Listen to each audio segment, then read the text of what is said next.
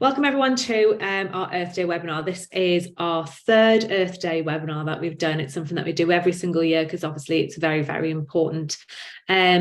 If you have a look on the Earth Day website, which I would recommend that you do, there's loads and loads of information on there. There's toolkits, there's videos and loads of things to do. But I just wanted to sort of reiterate one of the main points that they have mentioned on the site. And it's for Earth Day 2023. We need to act boldly, innovate broadly, and implement equitably. Businesses, governments, and citizens, everyone accounted for and everyone accountable, a partnership for the planet.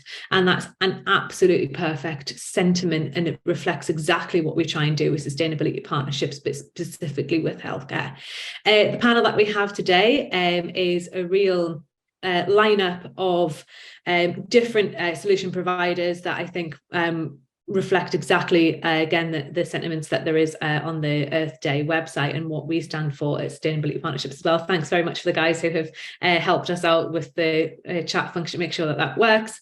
And we have on the panel, I'm not going to give them their introductions because they're able to do that themselves, but we are going to start off with Jack from My Green Lab. We're going to then go on to Kyle at Oxwash, and he can tell you a little bit about the badges that he's got on his top today, which I've already been talking to him about. It's super interesting. And then we have Clive at Vernacare to finish us off. We're then going to have a live Q&A. So if you do have any burning questions, please either put them in the chat function. We can, our panelists can answer them throughout by typing them, or we'll save them till the end.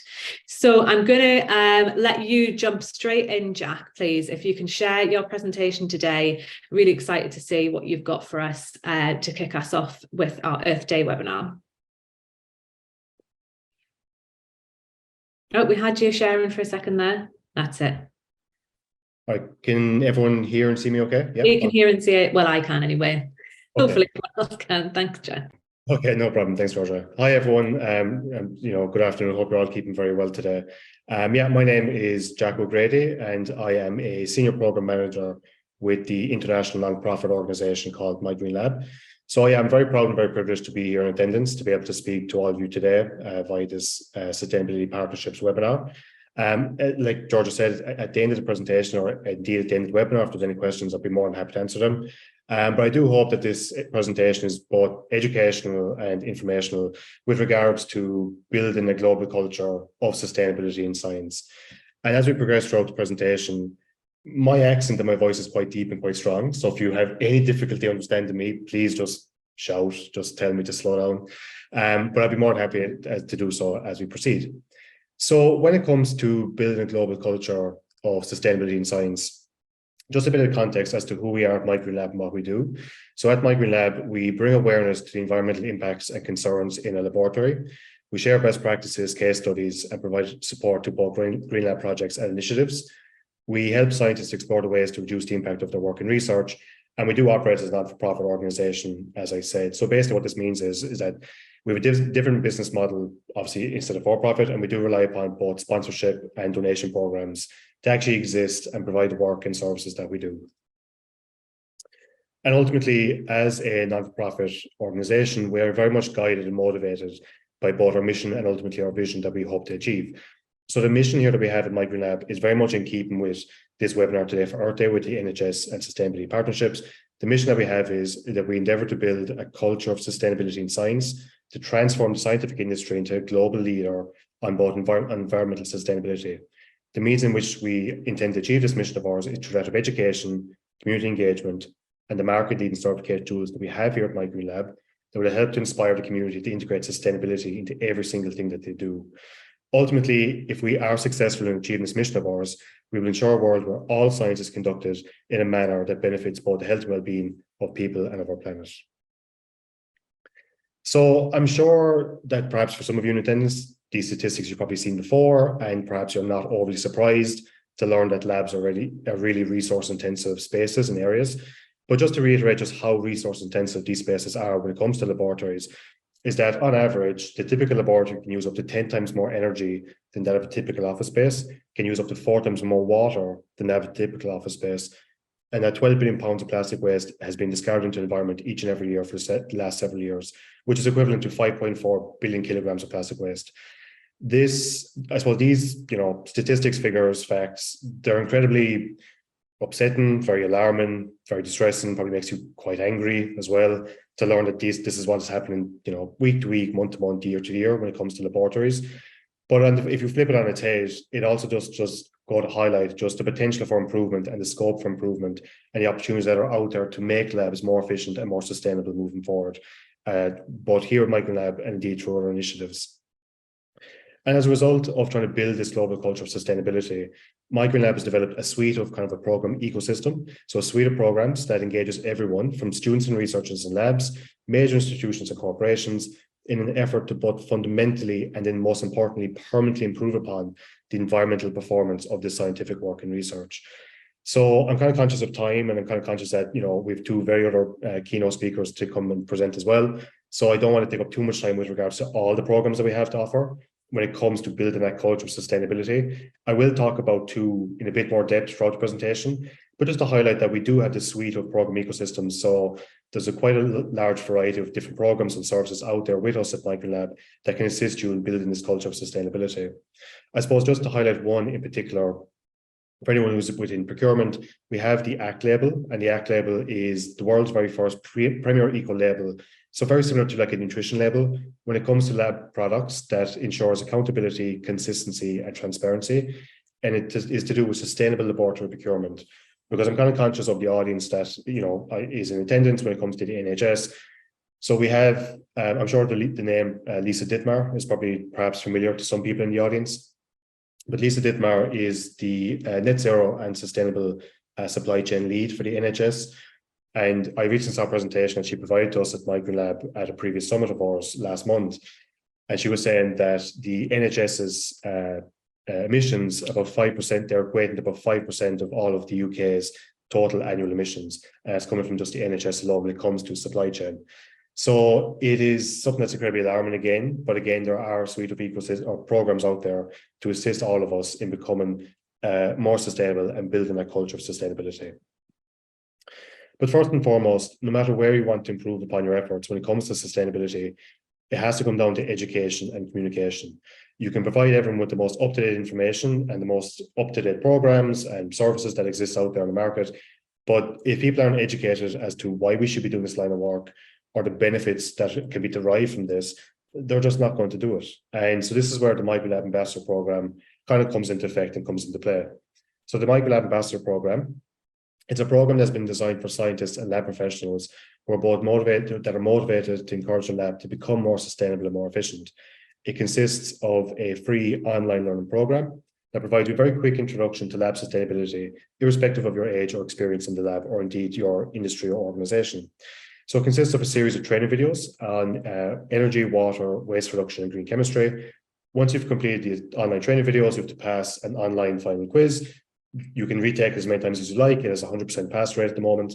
And when you complete the final online quiz, you are certified that you are now a Microlab ambassador, whereupon you have the option or the choice of joining an online networking community with us here at Microlab that has been designed to facilitate best practice sharing, enhance community engagement and knowledge transfer, along with troubleshooting as well, and even just simply networking, just to get a flavor and a bit of perspective from other people all over the world that are operating in the space of lab sustainability as well.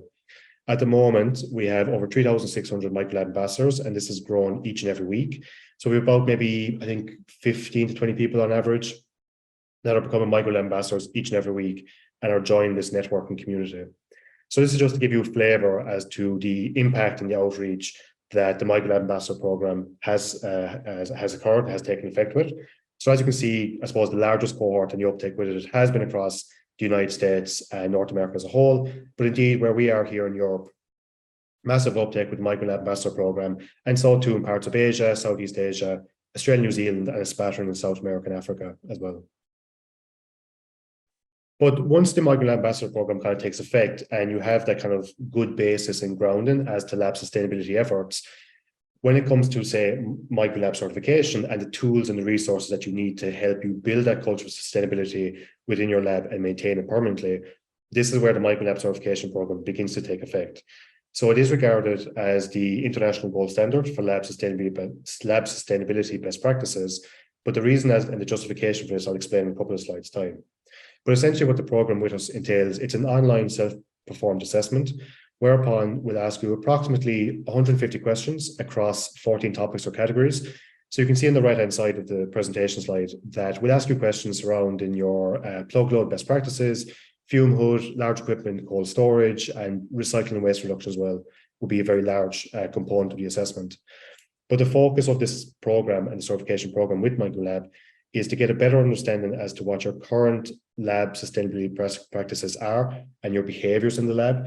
And then deriving from that, we can provide you with the justification, actions, resources, tools for the lab members and the lab and the organization as a whole, what you can do and take to become more sustainable in your sustainability efforts. The whole process is about maybe 8 to 10 months between undertaking the baseline assessment with us and becoming certified. And this is kind of the certification process and kind of how it looks by step for step. So at step 1, we assess your baseline. And as I said, this is to understand what your current lab sustainability best practices are. At the core of this program, as I said, kind of throughout the main theme of this presentation, and indeed, I'm sure the other speakers to come, is all about building a culture of sustainability. So to ensure this, we do ask that a 50% participation rate or uptake with the program is achieved before we can then analyze the feedback to find what are the best practices that could be implemented. The main reason to this is, really if one person answers on behalf of a lab of 10 or 20 or more, that one person may know a lot of the actions are being undertaken, or a lot of the principles or documentation involved, or they may not. And as a result of that, a lot of the feedback that we can provide back to you to become more sustainable is not as concise or as accurate as it should or could be. But once we have a better understanding of your baseline, it is then up to the lab then to implement changes based off the feedback that we can provide you with. Once the lab is undertaking such actions, they can come back to us to get certified at step 3, whereupon we reassess your lab practices. And again, a 50% participation rate or uptake is a minimum requirement with us as well. And it is at this point that you are then certified with Microlab to a particular level with us. However, as it is a continual improvement process and program, we do make recommendations for further improvements after being certified with us at step 3. So certification is only valid for 2 years before we then do ask you to recertify to ensure that that culture of sustainability and the benefits that derive from that culture of sustainability are being maintained and upkept across your organization. And these are the different certification levels that can be achieved with us at Microlab. So they are that of bronze, silver, gold, platinum, and green. It's not uncommon to see perhaps a 15 to 20% jump in improvement or score when it comes to the certification levels. So if you are certified at bronze, if you do undertake the certification assessment with us at your baseline, you're at bronze, you should expect to see or achieve perhaps a gold level certificate thereafter when you are certified with us at step 3 in the process. Now, please forgive me, the very next time I give this presentation, I will try to make this slide far more visual as opposed to like a list format. But if you can forgive me, I'm sure a lot of these names are probably very recognizable on this list. So these are just some of the examples of the organizations and the institutions that we are working with globally here at Microlab with the Microlab certification program. So there's a lot of pharma, a lot of biotech, a lot of food and beverage, a lot of universities and academia. But for the context of who we're talking with today and all of you in attendance, when it comes to, say, the NHS or medical background, just here on the right-hand side, I've highlighted in green and underlined some of the names of those that we are working with. So we have the Royal College of Surgeons here in Ireland. We have the Institute of Cancer Research in London. So I believe it's the Sutton site in South London that are operating with us. And we do have a quite close partnership and relationship with them. We have the Cincinnati Children's Hospital Medical Center in the US, Swansea Bay University Health Board as well has just recently come on board with us. Howard Hughes Medical Institute and St. Vincent's University Hospital also here in Dublin in Ireland. And similar to the Ambassador Programme, this is just a slide to illustrate as to the impact and outreach and engagement with the Microlab certification program growth. So as you can see, again, the largest concentration and cohort and uptake with it has been across the US, but also so too here in Ireland, across the UK and across mainland Europe also. And you can see there our last recorded count at the end of March. So it was 1,459 laboratories across, I believe, 240 organizations that are currently working with us on Microlab certification program and are achieving Microlab certification as they progress throughout the assessment. So very quickly, I did allude to the fact that the Microlab certification program is regarded as the international gold standard and the flag bearer for lab sustainability best practices. And the main reasoning or justification or validation for this is that we were selected as a key player in the United Nations Race to Zero campaign back in 2021. So just very quickly, the UN Race to Zero campaign, it's a campaign that the United Nations operates. and it outlines the actions that the leading global economies need to undertake to achieve net zero carbon emissions by the year 2050. But within this campaign of theirs, they did publish a 2030 breakthrough report, and this outlines the actions that they endeavour for different organisations and different sectors of the economy to achieve halving their emissions by the year 2030. But within this report, they outlined that one of the goals is that 95% of labs across major pharma and medtech companies and biotech companies are to be Microlab certified at the highest level of green level by the year 2030. So it's certainly something we're very proud of. It's certainly, a ringing endorsement. Very proud with a very close relationship and collaboration with the UN. But this is not time to rest on our laurels. There's a lot of work to do, and we are progressing quite nicely towards achieving this goal with the organisations that we work with across the world. But climate change is relentless, and unfortunately, as a result, we too, all of us in attendance, have to also be relentless in building that culture of sustainability to ensure that we can mitigate against the worst impacts of climate change. So the benefits for scientists, labs, and everyone involved, indeed. So I'm pretty sure that I appreciate it was a very whirlwind presentation tour as to how we can build a culture of sustainability in science, but I'm sure the benefits should be quite obvious to see that you can build this culture of sustainability in your labs and indeed across your departments and organizations and institutions involved. As a result of that, you can have increased collaboration and engagement, all surrounding education and communication, explore new processes, methods, and ideas, potential for healthier materials for employees, and indeed, to save money, resources, saving your carbon emission output as well. There, of course, is a public recognition element of certification and success with us here at Microlab. And from my own experience before I joined Microlab, when I did work in both PepsiCo and Regeneron, you can become a model for other labs throughout your organization to expand that culture of sustainability also. Just coming towards the very end of the presentation, but before I conclude, I just wanted to highlight as well that here at Microlab, this is always a main theme for us when it comes to building a culture of sustainability. And we have had a series of webinars and summits, same as sustainability partnerships today. So this was one that took place on March 9th. This was our European summit. And the main theme for it was building a lasting culture of sustainability across the continent. So we had a multitude of different speakers from a variety of different sectors come to speak with us. And we had 3 keynote speakers from the healthcare industry also across mainland Europe that came to speak to all of our participants and all of us who were in attendance. So I'm just highlighting that if this was something that was of interest as well and you wanted more information, it's a free summit, so you can go back on our website and you can re-register for it, and you can get free recordings back to watch it in your own time also. And that was a previous summit. We do have our global or international summit that is upcoming on June 8th.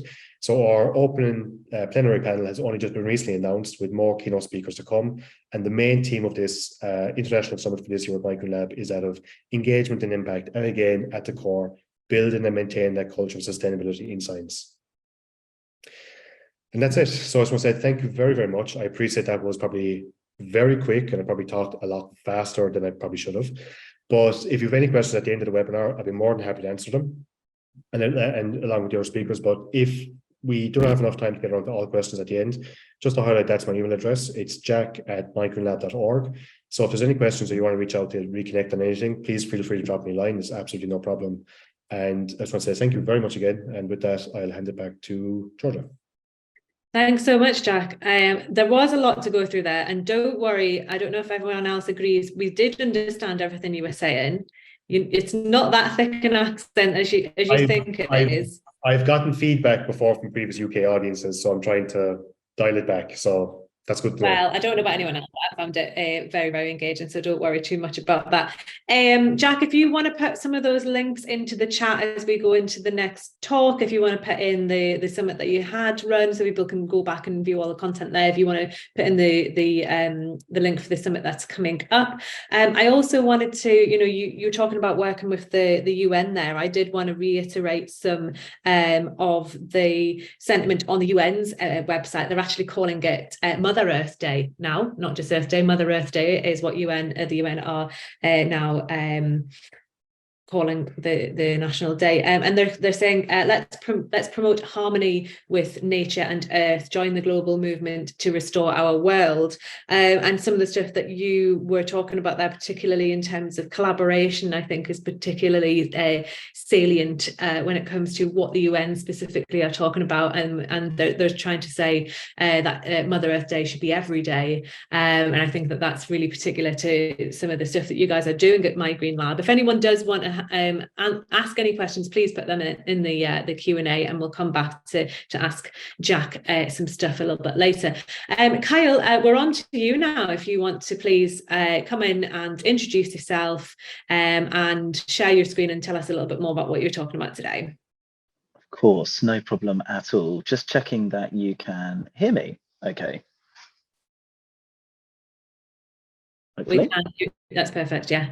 Wonderful. And thank you so much for having me. I'll do my best to represent Oxwash in the best possible light. So everyone, my name's Kyle. I'm the founder and CEO of Oxwash. Started the company half a decade ago while studying a PhD at Oxford University. The name Oxwash was a placeholder for a laundry company that did washing in Oxford, and it's stuck to date. So today, what we'll go through is a little bit of an expose on the industry and laundry's dirty secret. How we fit into it and our genesis and our mission to tackle that, how we're doing that in terms of our innovation inside the business, and how that affects our clients, and especially those in healthcare, which is obviously the audience that we're all part of today. So without further ado, laundry is not an industry that typically many people leave university and think passionately that I want to go and spend a career in, nor is it something that the general public really consider has a large impact on the planet and its people. But actually, when you lift the lid on the industry and you look underneath, it's pretty toxic and it's pretty stinky, which is a real shame. And that is really classified in several different ways. But we as a company have spent a lot of time quantifying the impact of the industry, both of washing at home, but most importantly in commercial laundries and factories and plants across the world, in its carbon emission, the amount of natural resources that go into the items that are being washed, and the loss of those items, such as scrubs and gowns, blankets, bed sheets, especially in the NHS supply chain and hospitals and healthcare in general. And then also the toxic chemistry, detergents, bleaches, perchloroethylenes, and things like that. So in terms of carbon, 550 million kilograms of CO2 has been estimated by the healthcare laundry industry in Europe and the UK to be emitted annually. What does that mean? It means that every time beds are stripped in a ward in an NHS hospital or a private hospital, sent off for cleaning in a laundry plant, gigatons of natural gas are used to heat water, to dry items. Lots of energy is used and emits an enormous amount of carbon just to clean and dry the items. Then when you layer on top the amount of emissions through logistics of getting those items from healthcare practitioners and hospitals dirty from site to plant to clean and back again, it's astronomical. And obviously that's primarily through the use of diesel vans and HGVs. Another problem is that items get lost through the supply chain at a inexorable rate. So between 15 and 40% of all scrubs that currently get washed by providers to the NHS are lost every month, and they are replaced with brand new items that have an absolutely enormous impact receipt attributed to them. Typically, that comes in the costs of water, energy, cotton, chemistry at that item's point of manufacture. Put simply, if we make the items that we manufacture last longer, we offset an enormous amount of impact through topping up and replenishing those items new. And we really, really need to focus on looking after the items that we have and seeing them as assets, washing them in a way that is commensurate to a long lifetime rather than trashing them, which is unfortunately the case at the moment. The other scary part of this industry is the amount of very, very toxic irritant chemistries that are used to clean fabrics. At home, you have the fortunate position to be able to go to the corner shop or to a shop and buy ecologically friendly detergents, conditioners, destainers, and things like that. But at the commercial scale, and especially in healthcare, that is not the case. And all practitioners that we've ever met that operate large laundry plants around the world typically use toxic chemistries. One is called perchloroethylene, which has been linked to respiratory failure, shown to cause cancer and miscarriages in people that wear dry cleaned or cleaned clothes with perchloroethylene, or they are working in the plants where that cleaning takes place, which is just absolutely untenable. So there are lots of problems with the industry and it's pretty dirty. And we think that that's just unacceptable. And we need to do a lot of work fixing the problem, but also bringing that problem to light. And Oxwash was founded with the explicit ambition of permanently eliminating this gregarious impact of textile cleaning on our planet and us as individuals as well.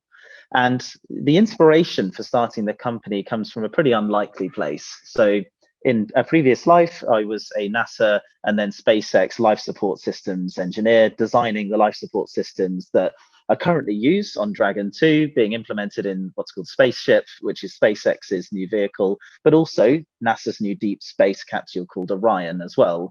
And the approach to life support is simple. You have a finite amount of resources, water, air, calories that you can take to space, and you need to somehow make those resources last as long as possible, ideally indefinitely. And you do that through closing the loop of those resources, making sure that you reclaim the water that you drink, and then obviously comes out the other end, the oxygen that you breathe, and then CO2 comes out the other side, of course, as well.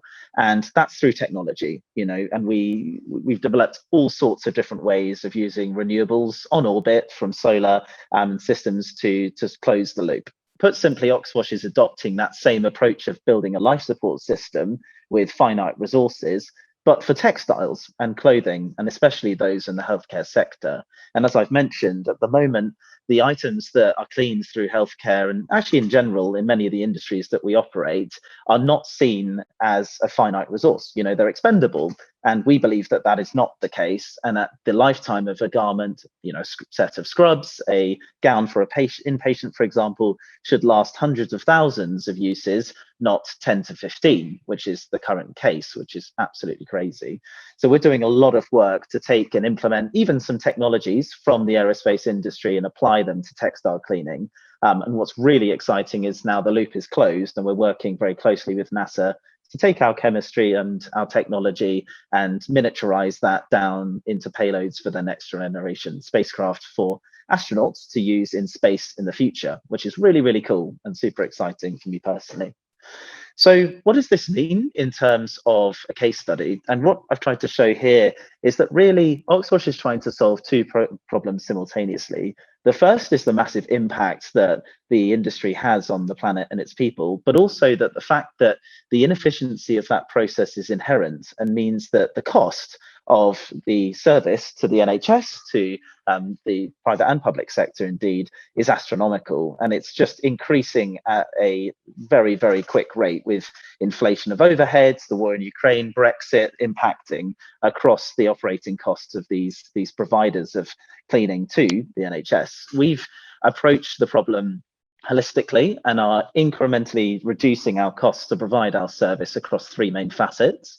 The first is automation, which is building tools for somebody on a ward inside the NHS to be able to self-serve. See, I am running low on blankets for inpatients. I need some more to arrive tomorrow, and self-serving and not having to call up an account manager to do that, and the reliability, obviously, that depends on. Route optimization, i.e. with every asset that we use, and we'll talk about what we use, we are maximizing the amount of items that we are collecting dirty and delivering clean, and making sure that the flux or the amount of items going through our facilities is throttled so that we're constantly operating with high reliability but high velocity. We've also onshored our customer service team. We're doing a lot of work to make sure that the tools that we build for busy people on the front line of the NHS can request and modify our service on the fly, which is really important. And of course, a very, very important back-end piece of innovation is how do we clean differently in a way that the industry currently doesn't do, that minimizes the costs of overheads? Chemistry, water, energy are finite resources, and they cost money. If we can reduce the use of those, we also reduce the cost and therefore improve our margins and our price to our clients too. And we've been able to systematically over the last years halve the operating costs per kilogram of washing compared to the next best operator in the industry. Some of the technologies that we use to do that inside of our plants and our processes, we call them lagoons. If you ever hear or see in the news what we're talking about, are things like water reclamation, where we reclaim, filter, and reuse the water from our machines, or we weigh items and test their latent water capacity and use far, far less in the first place. In actual fact, we're combining both best technologies in our new plant here in Swindon to be able to completely close the loop on water use and top up with rain, which is really, really exciting. As I've mentioned, all of our chemistry is biodegradable. Most of them are also eco-label or being put through eco-label accreditation, and dissolve and biodegrade within hours rather than months, and in some cases decades as well. Obviously, we don't touch perchloroethylene, bleach, or anything like that.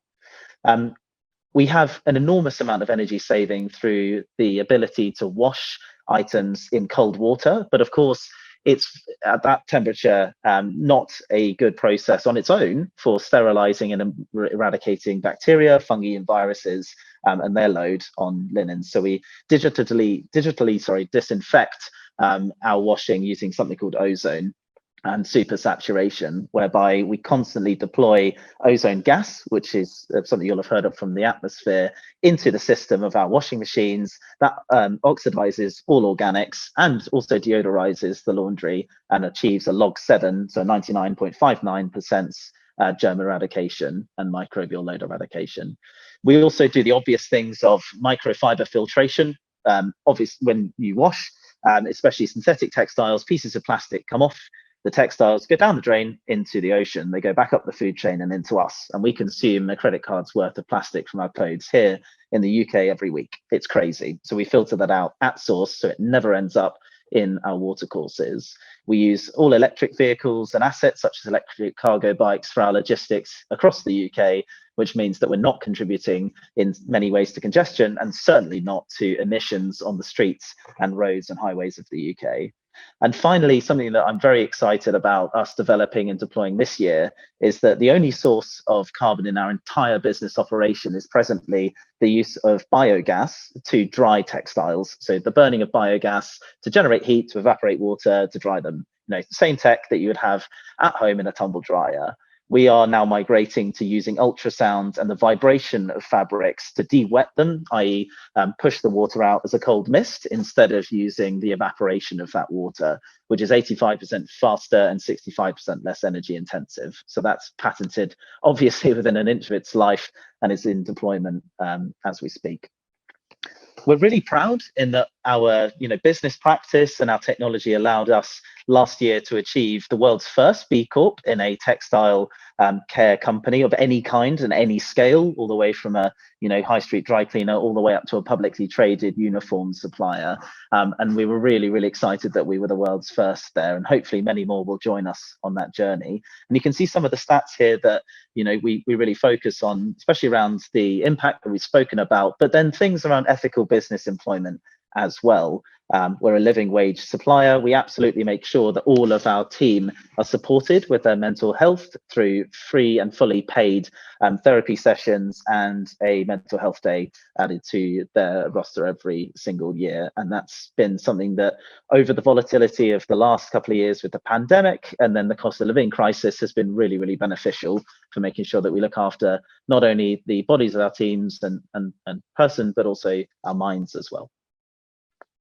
So just a quick case study, which kind of wraps this together, is that during the COVID-19 pandemic, we spent a lot of time and effort working with the NHS and the Oxford University Hospitals Foundation Trust to show that our way of washing was not only better for the planet, but also was able to disinfect to a very high degree COVID-19 virions from washing, but also was far better at disinfection than the traditional method, which is to boil linen in incredibly high temperatures. And obviously that just eviscerates the items over time.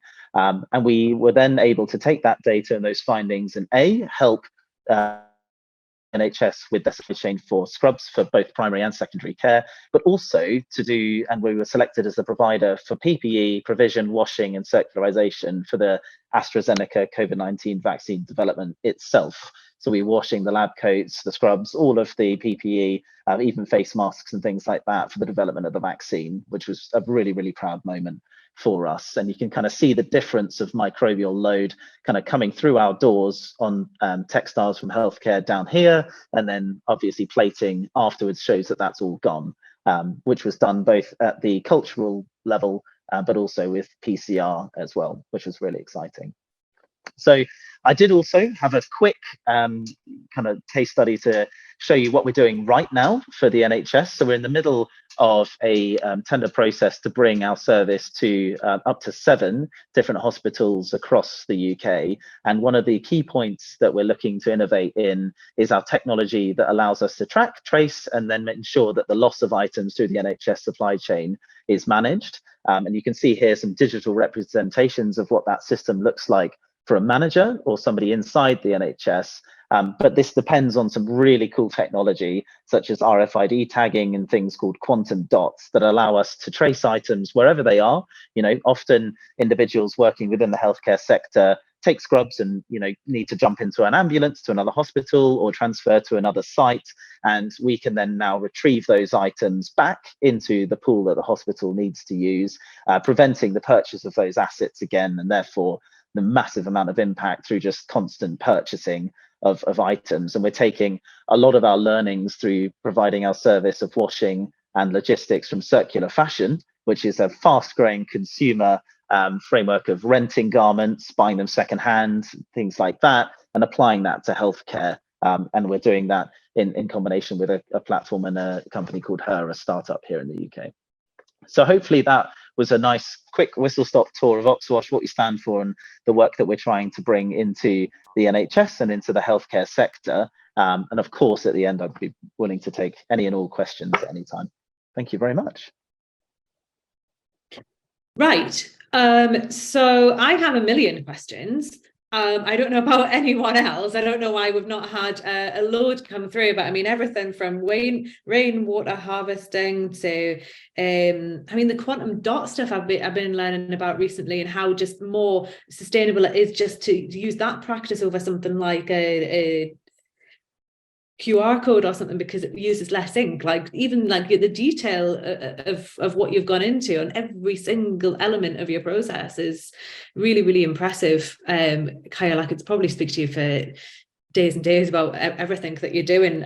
I mean, the fact that when we're looking at scope 3, you know, the onus that's on the procurement managers within the health system, and pushing that relationship right down through every single thing that you do, it feels like it's been considered from every single aspect, and it's super, super interesting.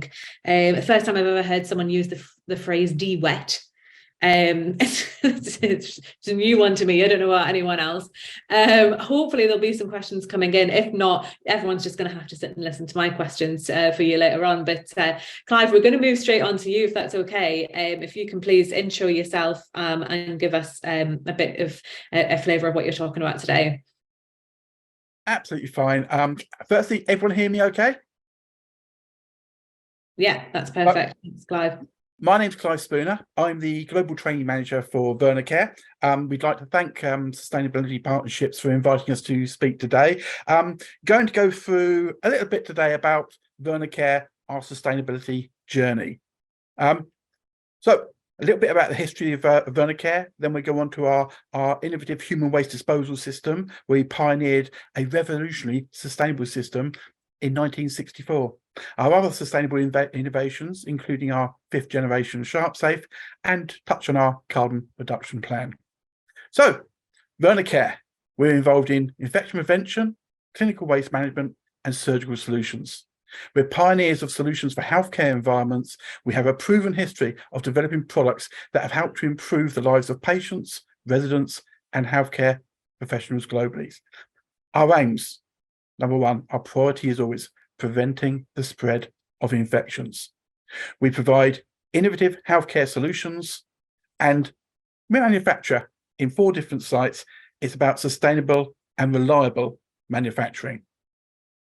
So our mission statement, well, we proudly protect the safety and dignity of patients and healthcare professionals who care for them.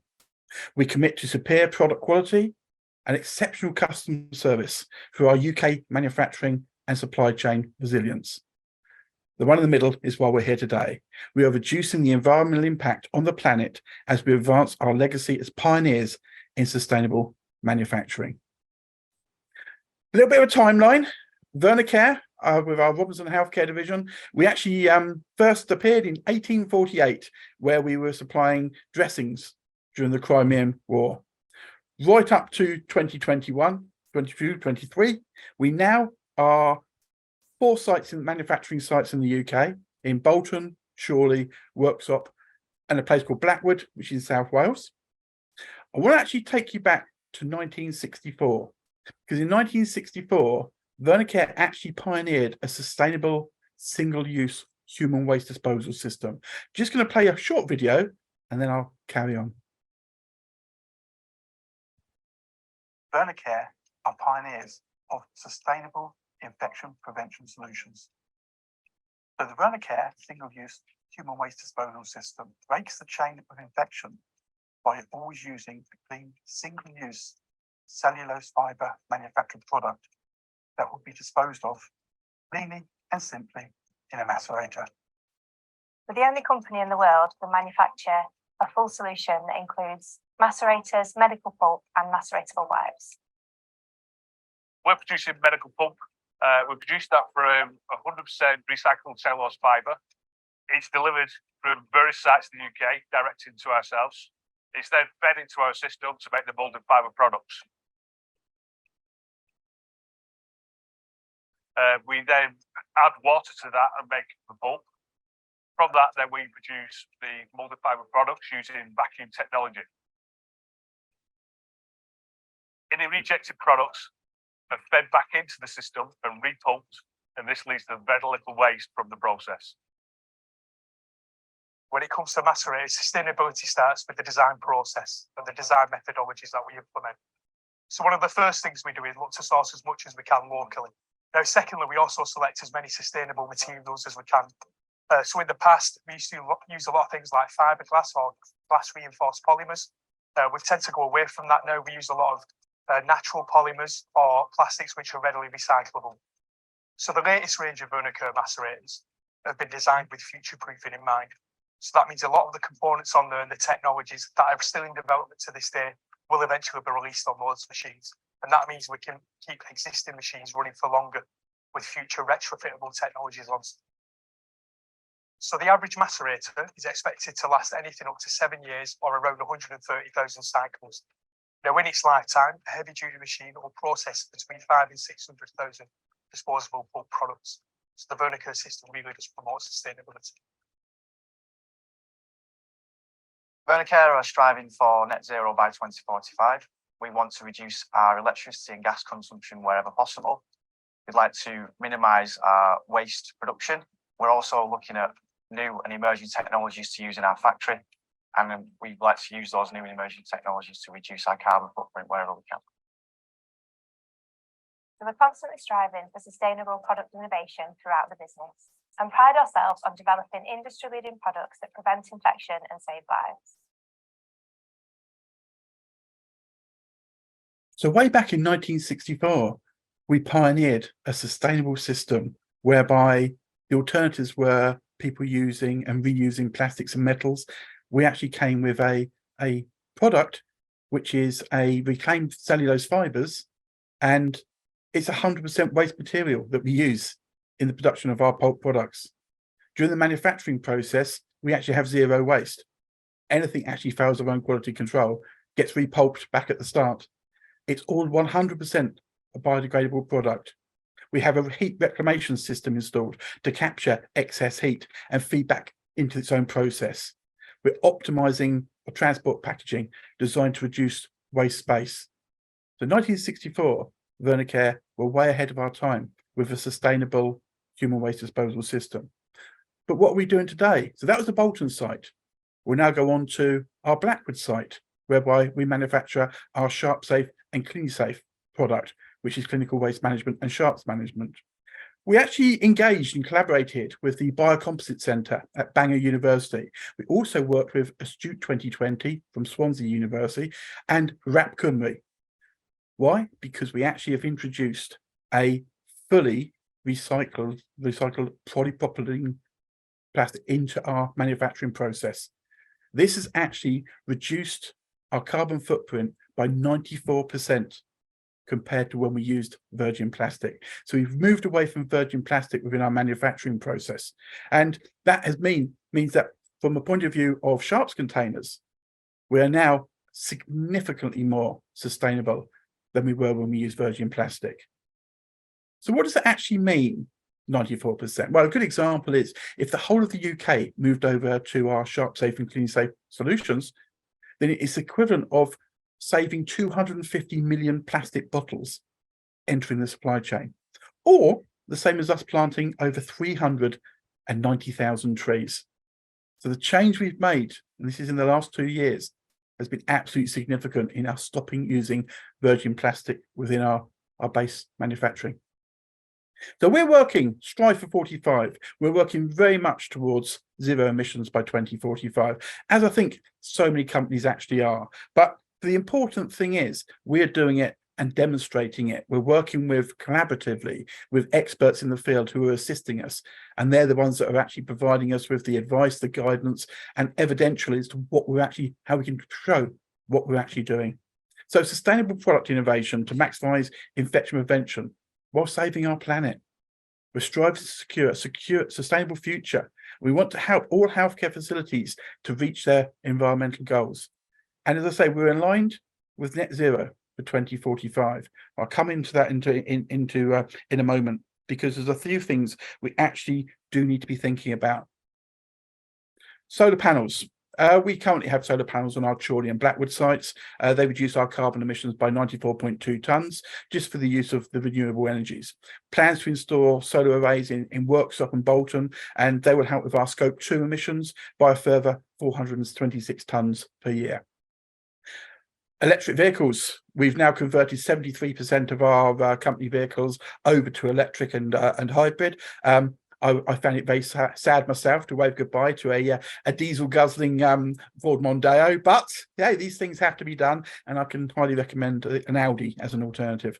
But we've actually, in the last, we saved by 70% from 24 to 7 tonnes our carbon footprint, and that's the equivalent to us planting 215 tree seedlings. So, employee pledges. Let me just come on to what this is. This is actually a slide taken from the VernaCare Academy. There's a sustainability course that we're in developing at the moment, but the VernaCare Academy is where a free healthcare facility for healthcare professionals, where they can actually go on and they can actually take our CPD accredited and certified courses. All of them are on there free of charge. But this slide's here because VernaCare, including our chief executive, our chief operating officer, our vice president of marketing, all of our factory managers, myself, we all actually did carbon literacy training. And as part of that, it actually really did open our eyes up. This isn't something we're talking here about what we're doing as businesses, how we're going to achieve by 2045. The big learning curve here is, yes, business is doing so much, but we as individuals also have our part to play. So as part of the carbon literacy training, you actually do a pledge. My personal pledge was to have a meatless Monday, to move over from a diesel guzzling car, but also to actually prepare a training course on our academy.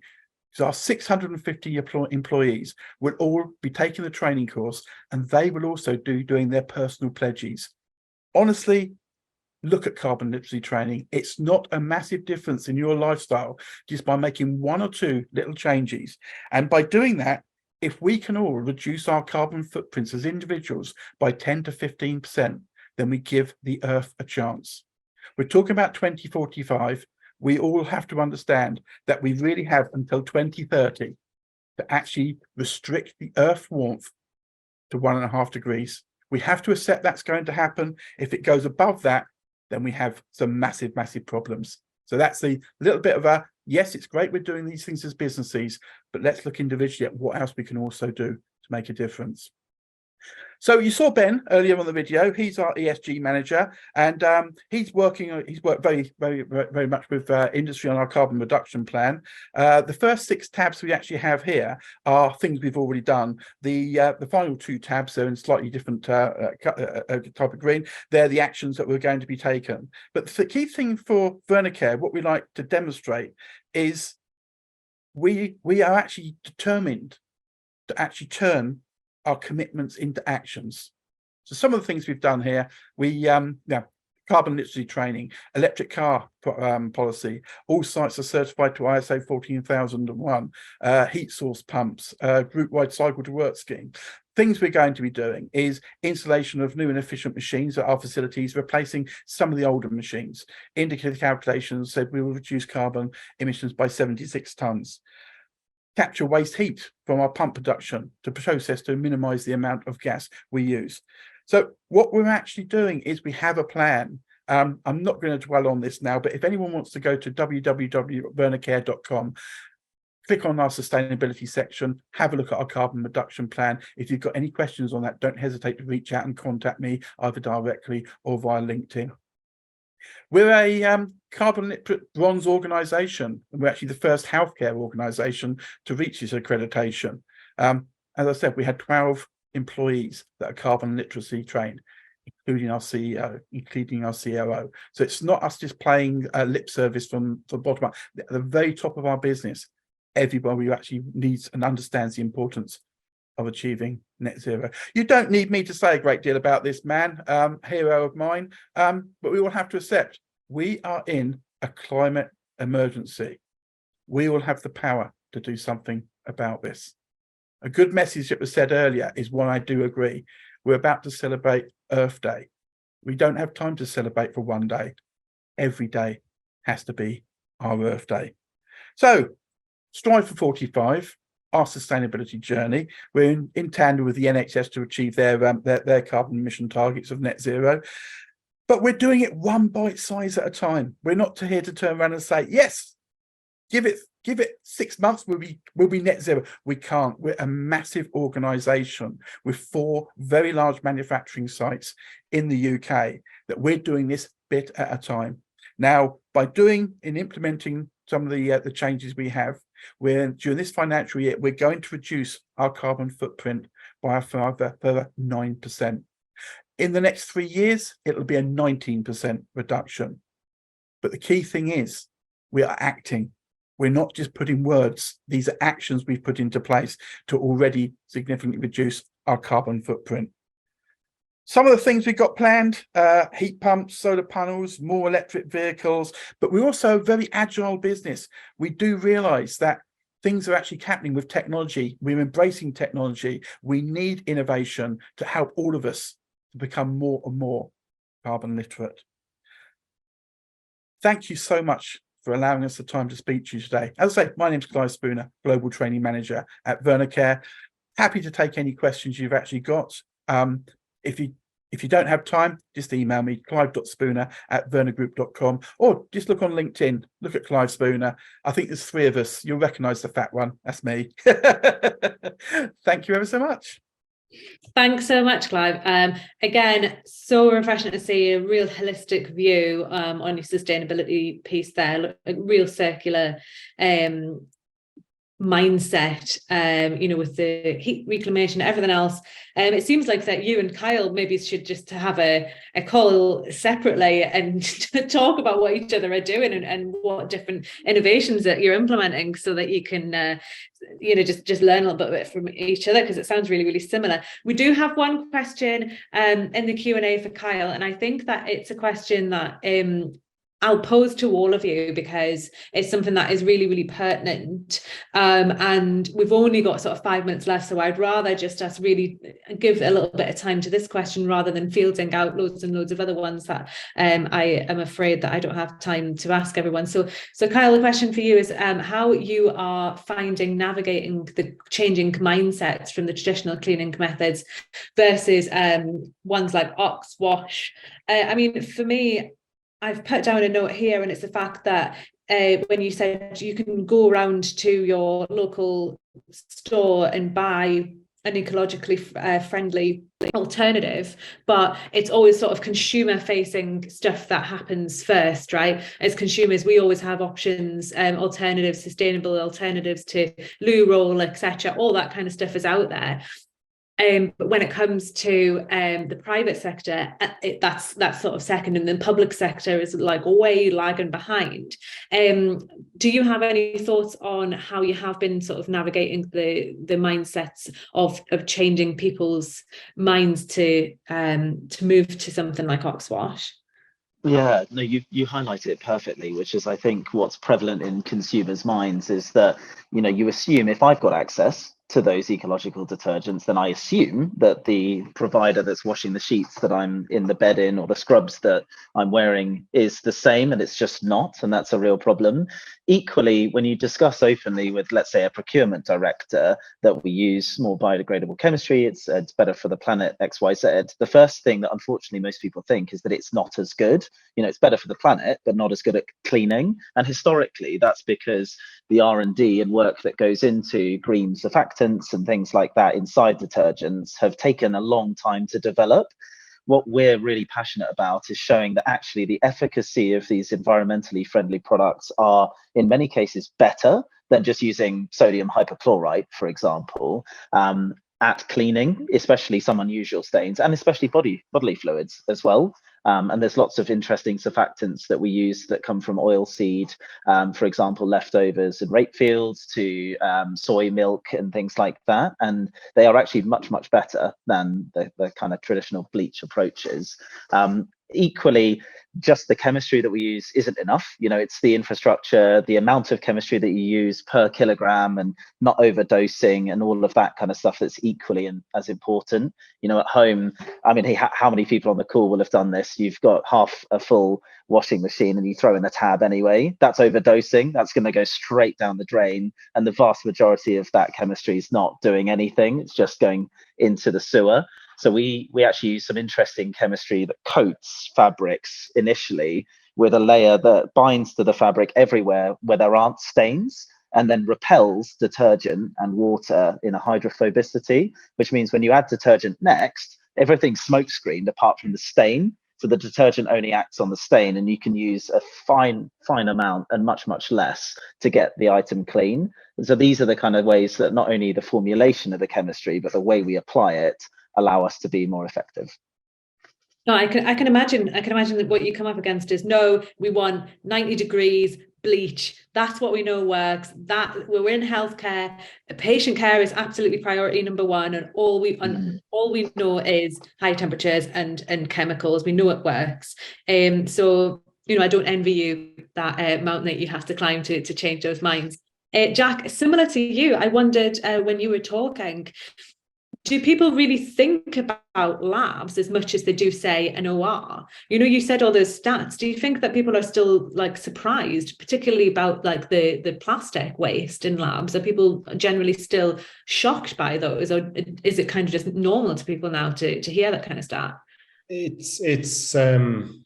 I think probably for myself and Clive and for Kyle, it's not surprising, because obviously we're living and breathing this work and this is what we do day to day. But yeah, for a lot of people that we work with, perhaps for the very first time, that are I suppose at the very start of their sustainability journey, it is very alarming. And I think with, like, to the question of challenging or changing mindsets, for anyone that's looking to start any kind of sustainability line of work, you know, internally or externally, changing mindset is always the biggest obstacle or barrier to overcome, generally speaking.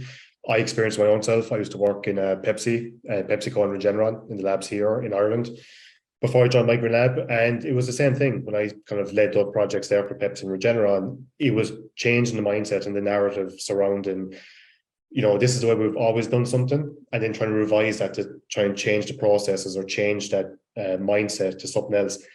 It's a very difficult conversation to have. It's a very challenging thing to do. But that's what it kind of comes down to. It's education and communication, collaboration, always trying to drive forward that change in mindset. And especially in science, we do tend to have a proclivity in science to make things more complicated than they actually have to be or tend to be. And sometimes the simplest answer is actually the answer. But sometimes with science, we just think it has to be more than that. And so when it comes to sustainability in science, it is a lot of the work that we do is education and changing that narrative and changing that mindset. And I think what happens is, just because actually I think Kyle alluded to it with AstraZeneca as well, that AstraZeneca have a very high uptake with us and very close collaboration with us here at Microlab, and they have a very good educational kind of format, similar to what Clive was saying with climate literacy as well, that they have a very good educational program internally in AstraZeneca across the globe, but especially in the UK. And it helps to change the narrative internally from the inside out and top down, bottom up. And it's all about changing that mindset. So it's, like I said earlier, you can provide people with the justification and, you know, the alarming statistics and facts and figures, but that's all well and good. But scare tactics and shock tactics are not going to get people to change. It's education and communication to do it. And I think what we've heard as well from our community, you know, when I'm speaking to people who are involved from the NHS side, I don't want to be here, you know, using those shock tactics, fear tactics, because for a part of our society that's being told you're responsible for 5% of our carbon emissions in this country, you know, it's kind of it's not a nice thing to hear for someone who's there trying to save lives, you know. So I think that what we're trying to do as well at Sustainability Partnerships is really change that narrative of removing the blame, right, and not make people feel bad for being part of this thing that has all this carbon footprint, and saying, you know, it is about education, and it's about, you know, showcasing people like yourself to show a positive stories. And all of you have been super positive and super exciting with the stuff that you've been talking about. And Clive, I think for you guys, you've been banging this drum since 1964. You must be by now well versed in having to navigate conversations where you're having to constantly educate. Yeah, absolutely. I mean, the key thing here is, I think, Georgia, you just hit the nail on the head. We can't change the past. Park it, it's happened. We can't change it. But what we can do is change the future. So stop, and unfortunately, so many people you speak to regarding sustainability, there's so much finger blaming. Oh, you did this, you did that, you did the other. Can't change that. That's happened. But what we can do is change the future. And very interesting, because you're talking about mindsets. I think especially in the NHS, you know, there's an understanding. Yes, we do need to do something. Yes, we do have to change. But it only comes around with education. Education and educating everybody, from a healthcare assistant on a ward to the head of procurement. It's not as simple as, oh, I can do that and that ticks my box. There's so much more if we're going to achieve net zero. You know, we've got scope 1, scope 2, scope 3. Scope 3 is outside of most of our control. That's why we need our partners. I need our distribution partners, everybody to be on board and doing things. Whereas the mindset, funny enough, I think the biggest problem we have with mindset at the moment, oh, is it sustainable? It's going to cost more money. Well, if it's going to cost more money, so what? We can't afford not to. You know, we had the challenge of going to the NHS and explaining, do you remember you used to buy all of our yellow Sharps boxes? Yeah, these things, you used to buy all of these as yellow. We've now made them grey. That mindset was a change. We went down a whole campaign of grey is groundbreaking. But when users started to understand, so you can't make a yellow bin out of recycled. No, you have to use virgin plastic. It's the colour. That is why they've gone grey. Once you got over that mindset, it was, okay. Oh, that's good. We're doing our bit. Well, you're doing a little bit. There's a lot more we've all got to do. So, I mean, coming up against, well, if it's sustainable, it's going to cost more, or if it's sustainable, it's not as effective, you know, going back to what Kyle was saying. And I think we've really come across a, you know, a really pertinent point in the, you know, the whole agenda for sustainability, and particularly for Earth Day. So I really appreciate everyone quite nicely tying up our conversation, particularly with that point specifically around education, because that's where it starts, and that's where we can all take a little bit of on us, we can all take a little bit of responsibility towards that greener future that we're looking for. So I have gone over a little bit. We do still have some people on the line, so I appreciate everyone staying, but I am going to have to talk a little bit about what we've got coming up at Sustainability Partnerships. First of all, I wanted to talk about our sustainability summits. If anyone is here from an NHS trust, what we are doing this year is we are offering packages where we come to you to run a real life event. We look at your green plan. We curate a bespoke event specifically for you, and we invite amazing innovators like we have on the call today to come and showcase some of their innovations, their products, their services, right for you, right in your environment if you have somewhere to host an event. So if anyone's interested in getting involved with running a Sustainability Partnerships Summit at your facility, please do get in touch with us here at Sustainability Partnerships, because we're running these. It does apply to Scotland as well. We actually were speaking to the Forth Valley Trust recently about running one of these, Rachel. So thanks for please do get in touch with us. If one of my guys can drop our email address in the chat, that would be really, really helpful.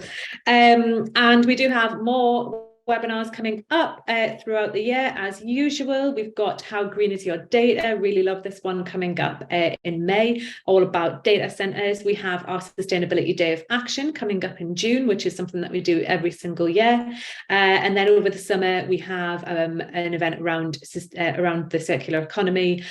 And then also we have sustainable supply chains in August. So if anyone is interested in hearing more about Sustainability Summits, please do get in touch. It just remains to say a massive, massive thank you to Jack from My Green Lab, to Kyle from Oxwash, and to Clive as well. I'm sure that we all will be looking for you on LinkedIn.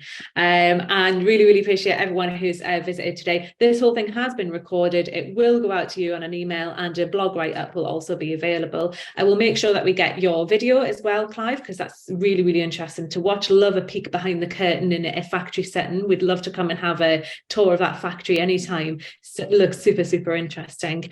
And all of the details, all of the slides and everything that have been shared today will all be available on the Sustainability Partnerships website as well. So happy Earth Day for tomorrow, everyone. Thanks so much for being with us today. And we'll see you again on the next webinar. Bye, everyone. Thank you.